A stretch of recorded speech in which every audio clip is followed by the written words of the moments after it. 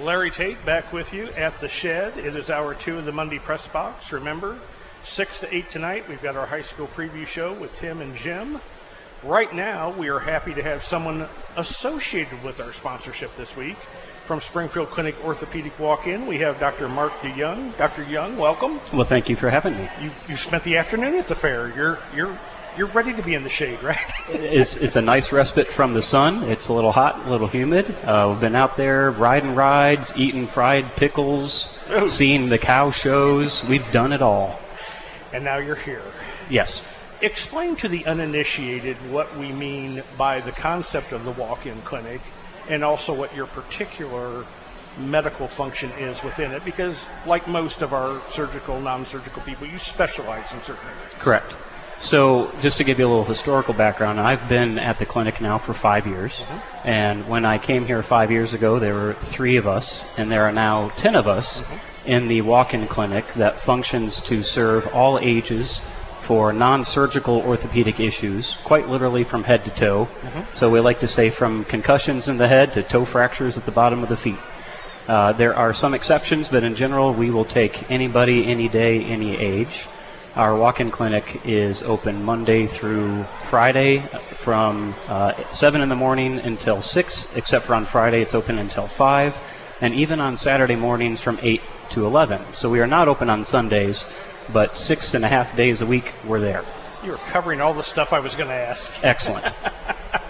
Your particular specialty in terms of what you concentrate on in your practice? I actually don't specialize in any one thing. And so when people ask me what is my favorite thing to see, it is anything that I can fix and help people feel better and get back on their feet, whatever it is they want to do. So literally my youngest patient in the last few years has been somewhere in the age of 2 or 3.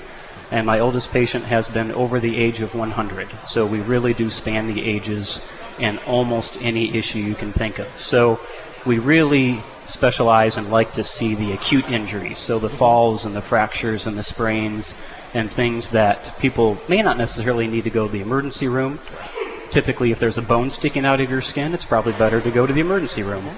But most cases, in fact, about 70% of orthopedic issues never need surgery, and that's where we pick up the slack. And of course, if surgery is ever necessary, we have a wonderful selection of surgical specialists that are quite literally next door in the same hallway, and we have same-day access for consultations if necessary, and we are able to expedite those situations when necessary. But fortunately, we typically don't need to do that.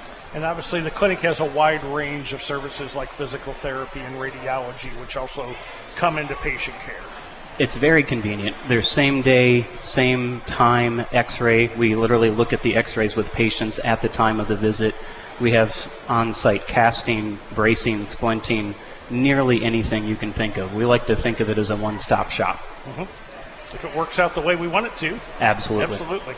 Today you wanted to talk a little bit about running, which is something we're gonna have a little theme every day with the providers as they come out here. So what would you want to talk to people about, especially people who want to either start off running or they've been running for a little while, things that you see in your practice that can be helpful hints, and even maybe destroying a little bit of mythology about running as a physical activity of exercise and well-being? Well, of course, we can never cover all the information about running within just a few minutes, and probably even within a few hours. We still really wouldn't even scratch the surface. I've been a runner since my college years, and even then I picked it up just as a stress relief. I was more of a hack runner. I never competed in a race until I was somewhere in my medical school range, and I've never stopped. And so I like to see runners. I treat a lot of runners.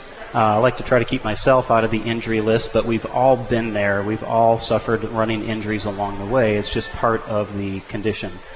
But there's a lot of common themes that I hear, unfortunately, that tend to scare people away from running when they shouldn't.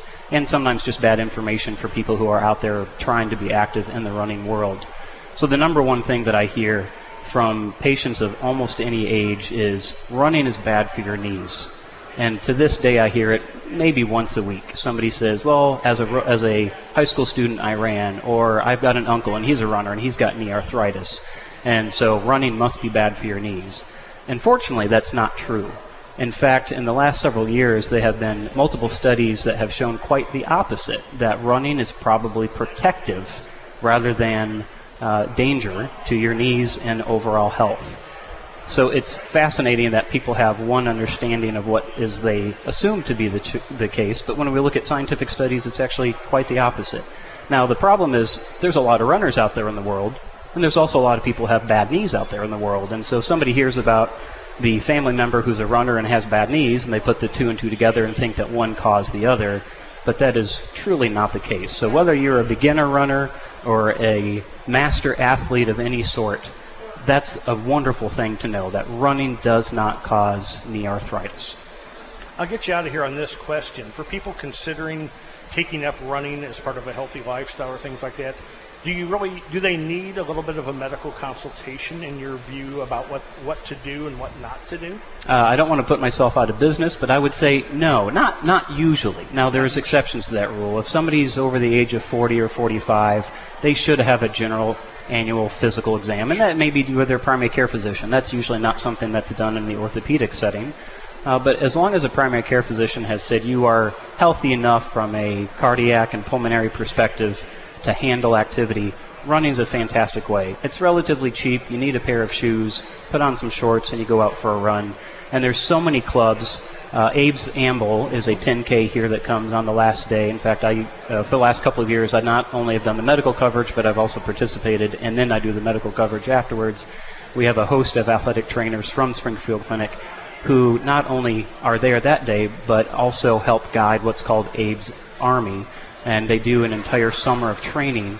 So that's one example of many in the area that if people aren't sure how to get started on their own or just are intimidated, there are wonderful resources in this area to do so. He is Dr. Marc Dejong of the Springfield Clinic Orthopedic Group. It's been a pleasure meeting with you. A lot of good information. Yes, we could go on for quite some time. Yes. We'll leave it at that, but appreciate you coming out here, sir. Thank you for having me. All right, we take a break. We'll be back.